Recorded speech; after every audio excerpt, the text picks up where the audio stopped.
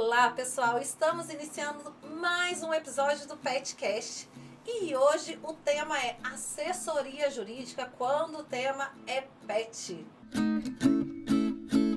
E para falar desse tema, eu estou aqui com o Matheus Iano da Zeno, startup vencedora da Órbita Game do Rocket 2022. Eu estou muito feliz com a presença de vocês, sejam muito bem-vindos. Obrigada, a gente está muito feliz de estar aqui também. Obrigada A gente pelo é fãzão convite. da Lilu faz tempo já, muito bom estar aqui com vocês. Imagina, a alegria é toda nossa. E para entrar nesse tema, que às vezes é um pesadelo de muitas pessoas, é muito importante trazer a contextualização. A gente vê o quanto que os pets estão ocupando um lugar na vida das famílias, das pessoas, da sociedade, em que faz com que tenha que ter uma série de outras mudanças para tratar sobre o tema. Sim. E muitas das vezes, quando a gente precisa de alguma ajuda, alguma assessoria jurídica, é uma situação em que você já está no seu limite e que você já está ali pedindo, pelo amor de Deus, algum especialista que entenda sobre essa causa para conseguir te ajudar. Então é mais ou menos nessa área que a gente vai começar a falar. Eu gostaria de saber, Matheus ou Ana, a justiça e as leis, elas precisaram se adequar com toda essa mudança que a gente vê da família, dos pets e tudo mais? Quer falar? Assim, precisam, né? Eu acho que essa que é a resposta, né? Acho que não só com o mundo pet, mas tudo que tem acontecido, a gente tem passado por várias mudanças, a lei ela precisa estar sempre se atualizando. Os legisladores precisam estar olhando para isso com carinho. A gente ainda não passou por uma transformação na legislação com relação a isso, então precisa. O que a gente está sendo usado é muito... O que está sendo usado nesse tema?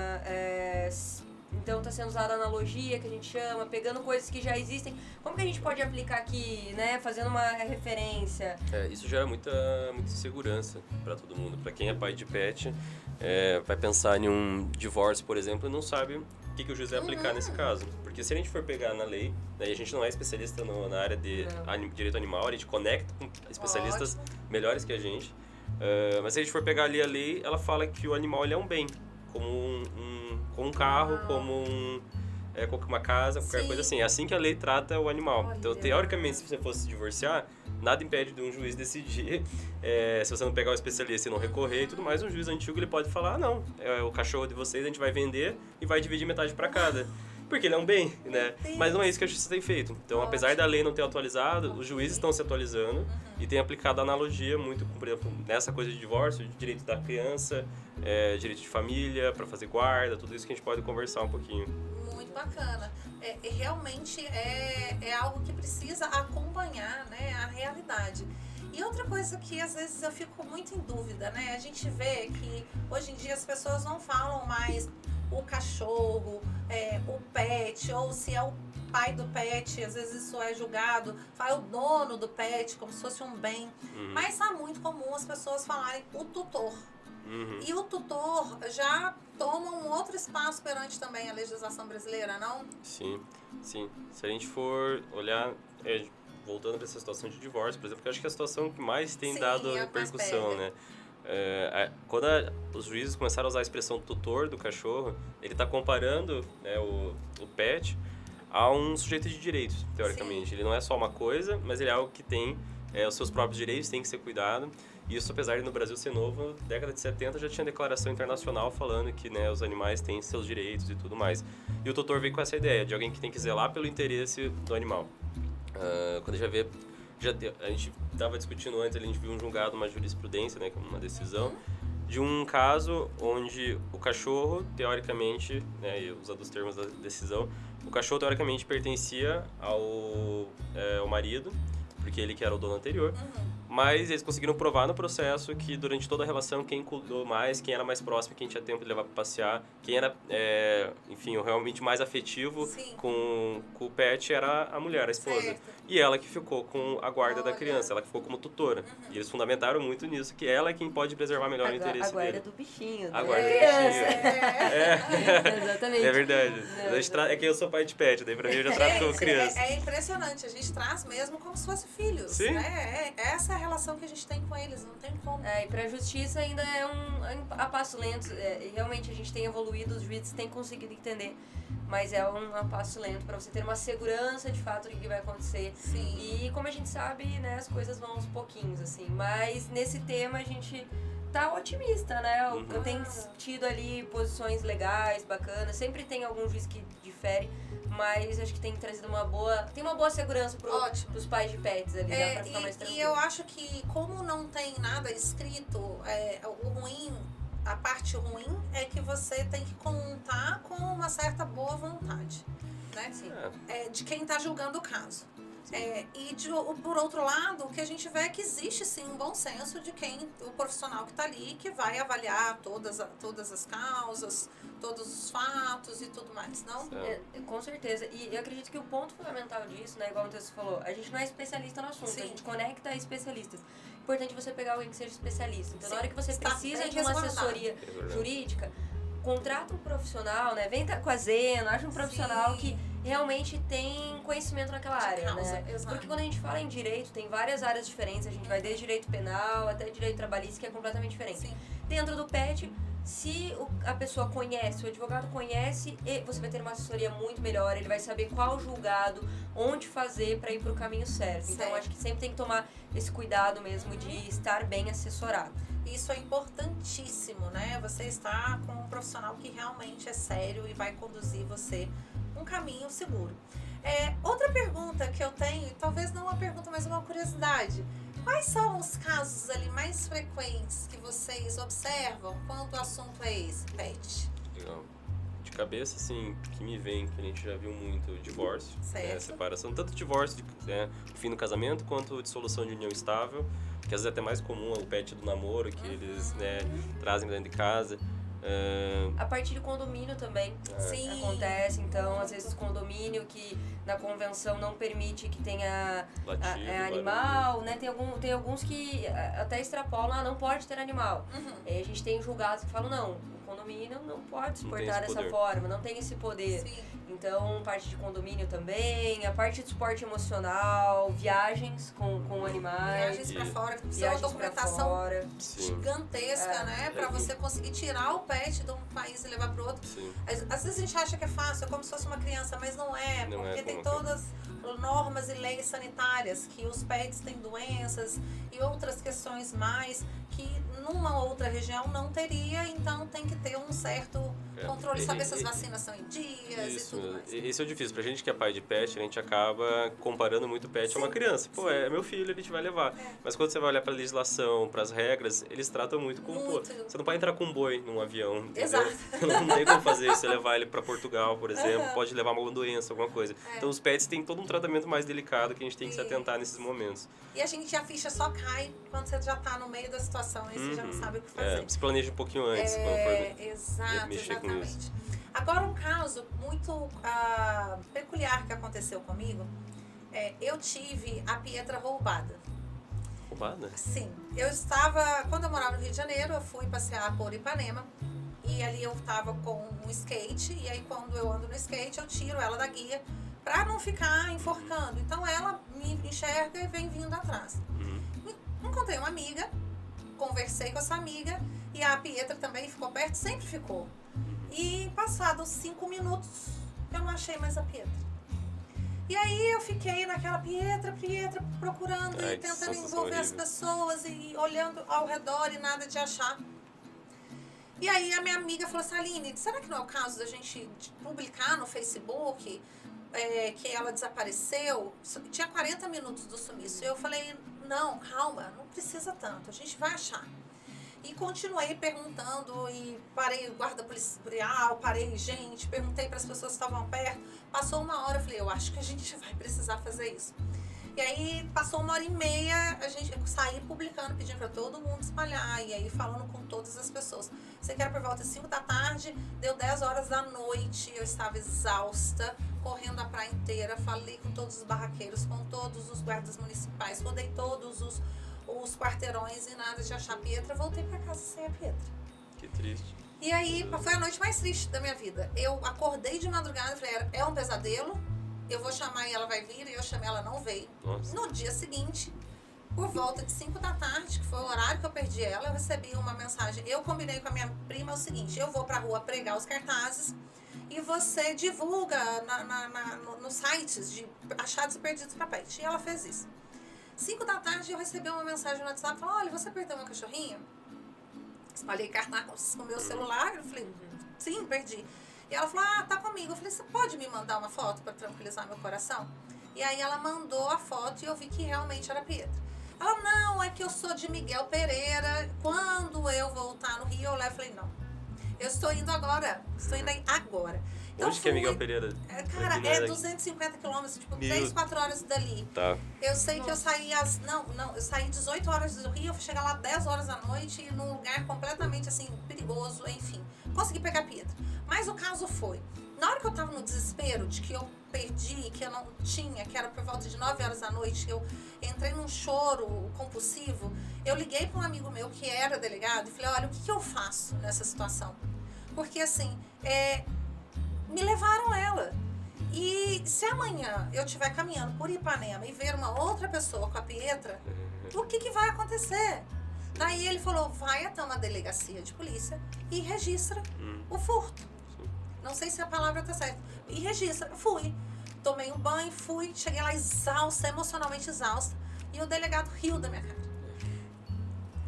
E aí eu peguei o telefone, liguei pra esse meu amigo e falei: cara, eu preciso de ajuda, porque assim, eu não tenho emocional pra lidar com isso. Sim. E aí ele ligou pra lá, pra unidade que eu tava, bateu um papo com o cara, explicou a situação, e aí o cara meio que fez ali um registro de ocorrência. Mas como é que a gente não tem? A gente não tá resguardado. Se alguém te leva um pet, você não tem como reaver. Começa pelo que o Matheus falou. Pra lei, né, a gente teve discussão, não sei, acho que ano passado, sobre pet, coisa, né, ser digamos, um sujeito de direitos. Sim. Mas começa pelo fato de que eles seriam um bem. Então é como se roubassem o teu celular. Isso, não tem valor emocional previsto em lei. E a gente sabe que o sistema policial é complexo, né? Sim. Até casos de violência doméstica, tudo, já existe falta de sensibilização até para isso.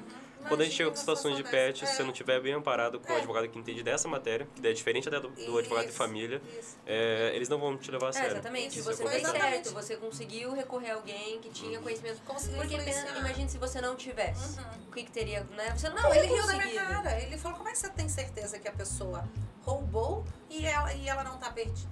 E você que perdeu. Sabe? Porque eu sei que ela não desapareceria, ela tá o tempo todo ao meu lado, onde eu estou, ela está. Ela não é o tipo de cachorro que traça um caminho e vai embora, sabe? A gente conhece. Sim. Enfim. É companhia de tempos já, a gente sabe. É muito, muito complicado. Sim. E aí, ainda agora em 2022, a gente vê condomínios que proíbem a presença de um pet. Eu gostaria de saber de vocês, isso é legal? É previsto em lei? Eles podem fazer isso? Na nossa visão, não é legal. Não, Mas esse já era um debate acalorado. Debate, né? Tem decisão do STJ já que liberou, falou: olha, não é permitido proibir de forma indiscriminada. Então, simplesmente o condomínio decide: vamos proibir. Sem justificativa, sem nada. Então, isso não é permitido. Então, se realmente você estiver nesta situação, se não tiver ali uma justificativa realmente relevante para aquilo, você consegue, com um advogado bem assessorado, recorrer disso, porque quando a gente olha para o sistema jurídico, quando o STJ, que é o nosso o Tribunal Superior, e os juízes abaixo, eles precisam seguir essa norma, então aqui isso ampara muito, né? Não é uma força de lei, mas é uma força de que os juízes, desembargadores, devem seguir o que o STJ falou. Então isso já traz um amparo bacana para quem tem esse tipo de situação. Sempre lembrando, bem assessorado, porque se você não tiver um advogado que conheça bem do tema, pode ser que ele não vá saber disso, e pode ser que você vai perder, né, ali, porque a gente sabe que o pet, como você falou, é pai de pet, tem uma relação muito de filho, de amor. Então, se você não estiver bem assessorado, pode ser que a decisão não seja como você espera. O ponto mais problemático que a gente tem nessas situações de condomínio, que a gente tem visto, pelo menos, é a questão de barulho. Que aí a situação é mais delicada. Sim. Quando tem um cachorro que late muito, Aí os processos... Já vi processo de gente querendo, como é que chama? Cortar a corda vocal, cordas vocais, forçado. colocar impulsos elétricos, dar choque no cachorro pra ele não latir. E aí é bem difícil, porque tem juiz que, né, não tem uma visão dos animais como, né, pessoas, como sujeitos. Sim. E concorda com esse tipo de prática. Poxa. Então, é sempre bom nesse tipo de situação ter um advogado, principalmente para tentar chegar em um acordo. E hoje a gente tem tantas soluções, né, pessoal? Tem creches, tem babás, tem, às vezes, no próprio condomínio você encontra, através desses aplicativos, uma pessoa para passar o dia com o seu pet, ou mesmo um vizinho que é uma pessoa amiga ou alguém da família. Não tem por que deixar o pet numa situação dessa. E aí eu acho que, nesse caso do pet estar ali muito latindo, ele está pedindo socorro. Tem algo errado ali. Ele está entediado de estar o tempo todo preso, sozinho, sem nenhuma atividade. Sim. E aí o tutor precisa realmente tomar alguma providência. E aí eu acho que se a gente, enquanto sociedade, todo mundo faz a sua parte, não tem por que ter proibição, né? Sim. Legal, exatamente. No meu prédio, inclusive, a gente, todos os donos de pet são meio que se conversam. A gente tem, quando alguém viaja, a gente sempre deixa um na casa do outro, dentro do próprio prédio. Legal. Então dá pra criar as suas próprias comunidades, se apoiar quem é pai de pet, pra não deixar esse tipo de coisa acontecer, né? É isso aí. Bom, brigas de casais. A gente falou um pouquinho sobre esse tema, mas é um tema que a gente precisa entrar. A pandemia veio aí para desafiar os casais e o que a gente viu foi muitos casais que não tinham um contato tão próximo, entendendo que não fazia mais sentido continuar juntos. E tudo bem. Mas quando chega nessa situação de que separei, vou viver a minha vida, você vai viver a sua, com quem fica o pet? Sempre quando a gente fala de divórcio, envolvendo pet, não envolvendo pet, envolvendo filhos, sempre difícil, sempre é complicado. Eu sempre falo, eu costumo orientar quem me pergunta sobre esse assunto, independente de ter pet ou não, tenta chegar a um acordo. Né? É sempre o melhor caminho, É sempre o melhor caminho. Por mais que você não se suportem, aguenta um pouquinho e chega no acordo. Vamos ser honestos, é mais barato, é mais rápido, é mais fácil. Emocionalmente. Se vocês tiverem que entrar na justiça pra brigar com quem que vai ficar o pet, com quem que vai ficar a criança, com quem que vai ficar... Vai ser desgastante, vocês vão gastar muito dinheiro pra isso. Então, tenta chegar a um acordo, tenta conversar, tenta, sabe... É o melhor. Existe um caminho possível, existe um caminho. Né? Porque se você não decidir, o juiz vai decidir, ele vai entender o que é o melhor e uma solução vai ter ali de qualquer forma. Então, se vocês puderem conversar, é melhor para ambas as partes. Melhor, mas se tá ali numa situação que não tem conversa, não tem acordo. Não tem acordo. Aí vai pro litigioso e aí vai entrar nessa discussão de quem vai ser o tutor. O tutor quem que vai cuidar do pet. Agora, uma dúvida. Desculpa intrometer, porque eu realmente estou curiosa. O pet fica com quem paga as contas, com quem dá mais carinho? Quais são ali as comprovações que as pessoas precisam levar para dizer, olha, ele precisa ficar comigo? Então, como a gente falou no começo, como não tem uma lei específica prevendo isso, os juízes estão tendo que decidir com base em outros elementos que eles puxam. Eles usam, por analogia, na maior parte das vezes, o que envolve direito da criança nessa situação. Então, vão pegar as regras de guarda compartilhada, unilateral e alternada, que para criança não tem, mas para cachorro tem, né? Para pet em geral. A definição de quem vai ficar, via de regra, tem que seguir o interesse do pet. Certo. O que é melhor para ele. Financeiramente, não é necessariamente a pessoa que vai cuidar melhor dele. Quem tem mais recurso financeiro, não necessariamente é quem vai cuidar melhor. Você pode pagar pensão, por exemplo. A gente já tem jurisprudência condenando a parte que tinha mais recurso a pagar pensão para o tutor que ficou responsável, porque aquele era o tutor que podia cuidar melhor. Mas não é uma regra, porque vai depender muito de juiz para juiz. E aí, claro, dá para recorrer, tentar vir para cima. Dificilmente você vai acabar no juiz de primeiro grau, vai ter que levar para tribunal. Mas tem juiz que vai olhar e pensar mais pelo lado, quem, por exemplo, era o dono original, fica. Mas você vai poder discutir, vai tentar levar para cima, com certeza. Se o pet for um casal que adquiriu junto o pet, se veio de quem que tá, o pedigree tá no nome de quem. Então, depende muito do juiz e da situação como um todo. Tem que ter muita fundamentação. Você tem regulamentação de visitas, então vai ficar comigo. Mas a pessoa vai visitar. Então, é toda uma situação ali que vai... É bem isso, pessoal. Procurem resolver amigavelmente, mas se não conseguir, procure ter um profissional muito bem orientado, né, e que já tem experiência com esse caso para te assessorar. Pessoal, temos um quadro aqui que é Conte uma História. Então eu gostaria que vocês trouxessem pra gente uma história, por favor. Quer que eu comece? Conta. A Ana conhece meus pets aí já de tempo, sabe que eles são complicados. Mas a Bela, que é a minha cachorrinha, ela... Não pode mexer, né? Quem encontrou ela não fui eu, foi a Ana, coincidentemente. Fui eu. Ela foi abastecer o carro. Você que sabe melhor que Não, eu. tava visitando parentes e aí entrei no carro. E aí na hora que a gente tava ali no carro, escutei um barulho na porta. Falei, meu Deus, tem batendo na porta aqui, né? Fiquei com medo, a rua tava escura de noite. Olhei pra fora, uma cachorrinha ali, batendo na porta. Ela é caramelinha, aí eu assim. falei, né? Oi, pulou assim, meio que queria entrar dentro do carro. E daí tava eu e minha namorada ali, a gente, meu Deus, o que a gente faz, né? Não podemos levar pra casa, tem um monte de pet em casa, o que a gente faz? Bem na época o Matheus, ele tava fazendo aniversário de namoro. 11 anos de namoro. 11 anos de namoro. E eu lembro que ele tinha falado, quero dar um pet pra minha namorada, que a gente vai ter um pet e tal. Liguei pra ele, tava chovendo. Falei, Matheus, encontrei aqui uma cachorrinha muito bonitinha na rua, tentando entrar dentro do carro. Adota ela, topa, né? E tal dele. Bora! Foi Peguei, tipo o timing perfeito. foi tipo assim, na hora. tipo, O aniversário era 2 dias. No dia seguinte. No dia eu acho. seguinte, exatamente. Peguei ela, coloquei no carro, levamos pra casa. Aí fiz todo um corre, né?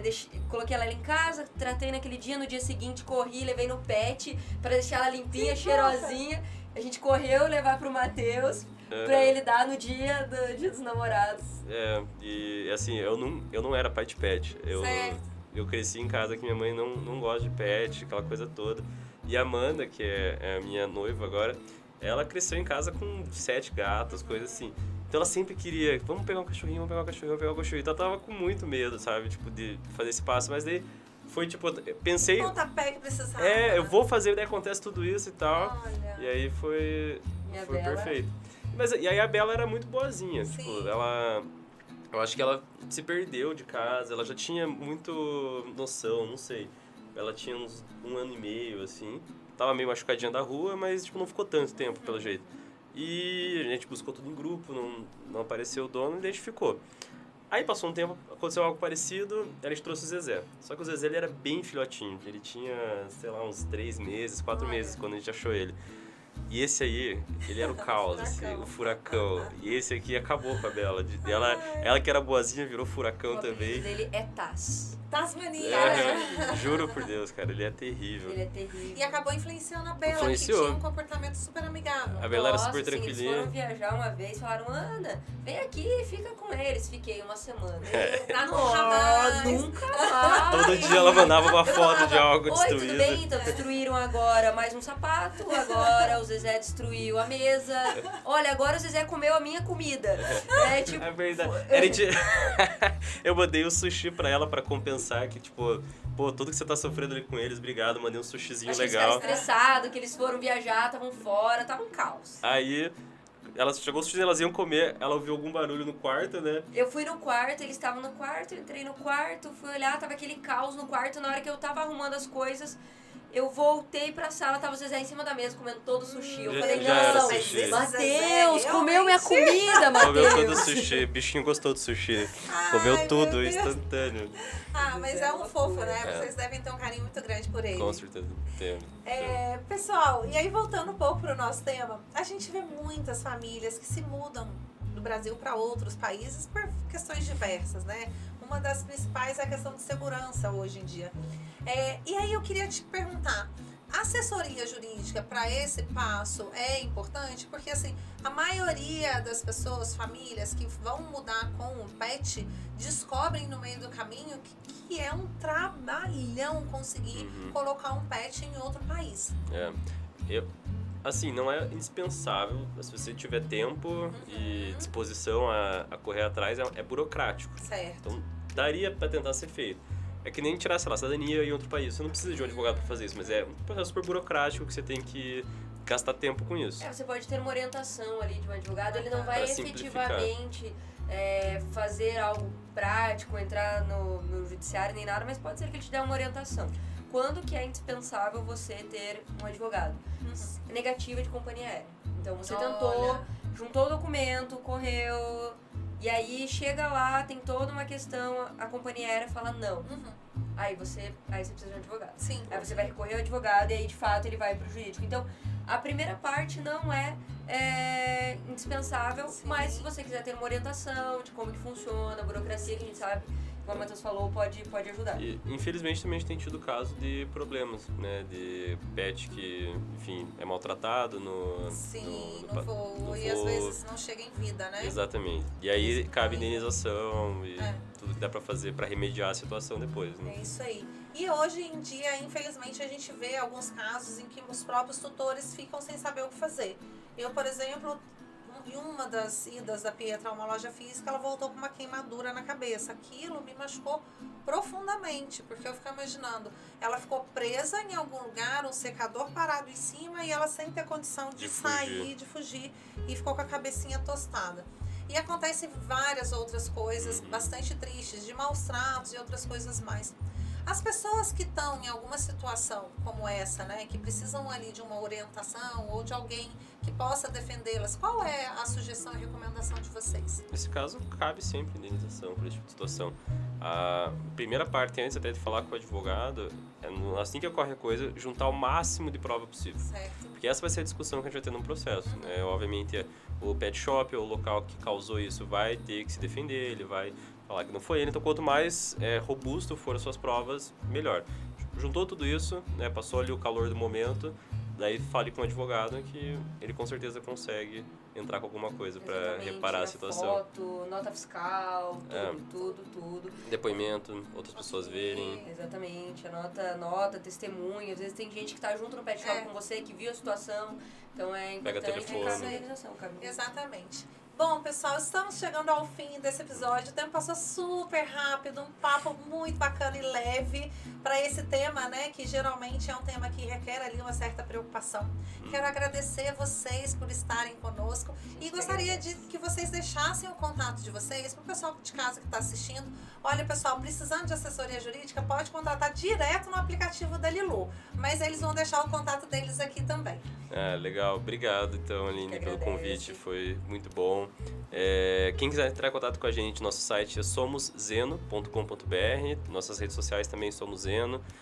Meu Instagram sempre está aberto, o LinkedIn também, podem chamar para conversar. Mas como a Aline falou, a Somos Zeno é parceira da Lilu, então vocês conseguem se conectar com advogados direto pelo aplicativo da Lilu agora, que, enfim, vai ajudar bastante o dia a dia. Exatamente, segue a gente lá, a gente posta, às vezes posta dicas, a gente está falando lá, então a ideia realmente é poder ajudar, né, a ter uma assessoria jurídica de qualidade, e a Lilu é nossa parceira aqui para que a gente consiga fornecer realmente essa acessibilidade para os pais de pet conseguirem ter Exatamente, facilitar a vida de vocês que são tutores de pet. Pessoal, acompanhe os outros episódios que estão disponíveis aqui no nosso canal, é só rolar a nossa barrinha, tem muita coisa legal.